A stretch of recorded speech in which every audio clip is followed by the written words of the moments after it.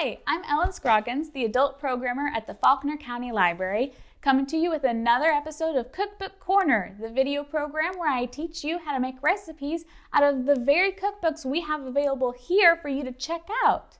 This week's recipe is a spinach and feta frittata from Eat Joy, Stories and Comfort Food. So today we're going to be making our spinach and feta frittata. This recipe is actually really simple. So what you're going to need, one chopped red bell pepper, a small bunch of scallions, usually about 3 scallions, give or take, sliced and chopped. You're going to need about 15 ounces of baby spinach. You're going to need 8 eggs and 3/4 cup of water whipped together. And you're going to need olive oil, just like always. And you're going to need salt and pepper. So the first thing you're going to need to do is heat your oven to 450 degrees. Make sure that whatever pan you're using is oven safe because it's going to go right in there with everything else. So the first thing you're going to do is measure out your olive oil.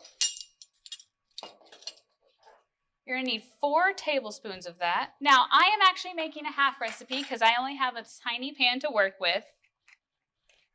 But it's all right because even if you forget the amounts, you're able to find them in the cookbook here at the library that you can check out whenever you like. So we're going to heat that oil up in our pan. Make sure it gets nice and fragrant but not smoky. And you're going to probably want to heat that on about medium-high heat just so that it doesn't burn, but it heats up as fast as you can get it. And you can tell the oil is getting nice and hot when it gets more liquidy, and you can swirl it around really easily in your pan. So once it gets hot, you're going to get your bell pepper and your scallions.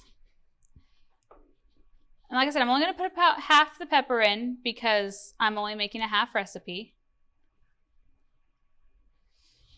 And then we're going to get the scallions.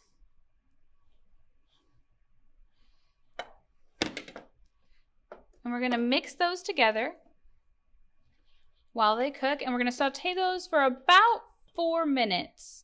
Until they're nice and tender and they're going to get very fragrant. Now, the recipe did not specify how to cut the bell pepper, so I just did a nice large dice. If you like smaller bits in your food, you can always cook it a little smaller, chop it finely, or do a small dice, or whatever really makes you happy. So as you can see, they're really starting to sizzle now, which is perfect. If you feel like it's going a little too high, you can always turn your heat down a bit. And you're going to be smelling that bell pepper getting in with the scallions, and it's going to be so good. And like I said before, you're going to cook these for about 4 or 5 minutes until the bell pepper is very soft.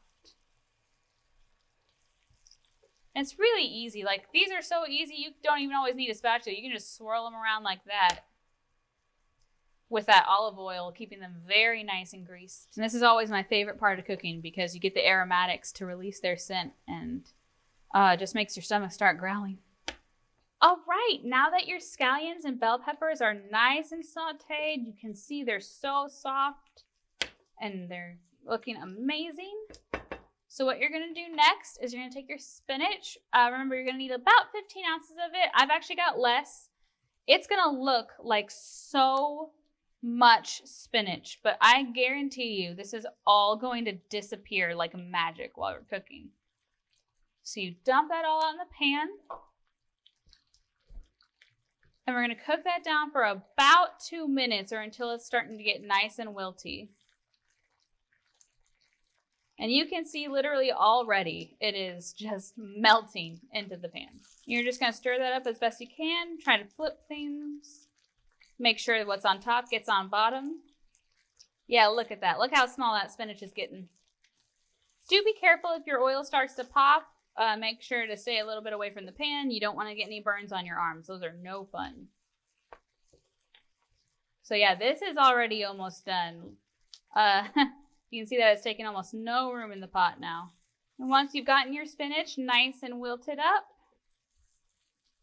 you're going to get a little bit of salt and pepper. to flavor this up. It doesn't give an exact amount because it's really just however much you want. I usually recommend putting it in your hand before putting it in the pan, just so you can have a more distinct measurement of how much you're getting in there. It's really easy for the can to just kind of dump everything all of a sudden. I think that's enough salt, so I'm going to put the rest aside. We're going to put just a few shakes of pepper. I don't love pepper, so I usually don't put too much in my food, but if you like a kick, you go ahead and put as much as you want in there. Clear out your sinuses. So you're going to kind of mix that in together with everything else. So next we're going to add our feta and our eggs. So as a reminder, the recipe calls for 8 eggs mixed in with 1/4 cup of water, or 3/4 cup of water. I'm doing a half recipe because of my tiny pan. So this part you need to move kind of quickly. You're going to pour in your eggs and your feta into your mix.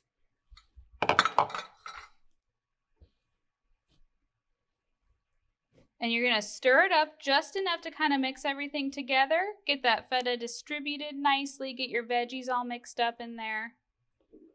And let it start just barely melting, but you don't really want to be cooking your eggs too much yet.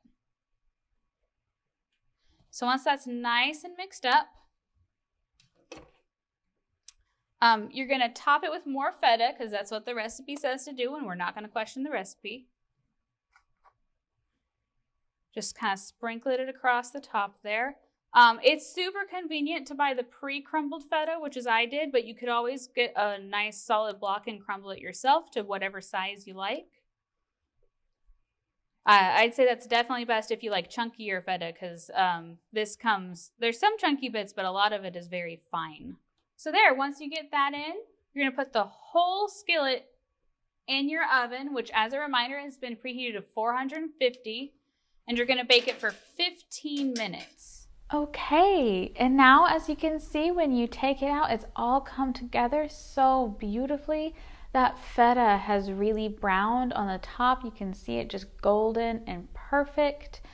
And you're gonna wanna let that cool for a few minutes and then it's time to eat. Thank you so much for tuning in. As a reminder, this recipe came from Eat Joy, and you can check this book out right here at the library. It's full of so many fun and heartwarming stories about these recipes that are all really easy to make and totally doable from your own home. Don't forget to like and subscribe, and I'll see you at the next cookbook.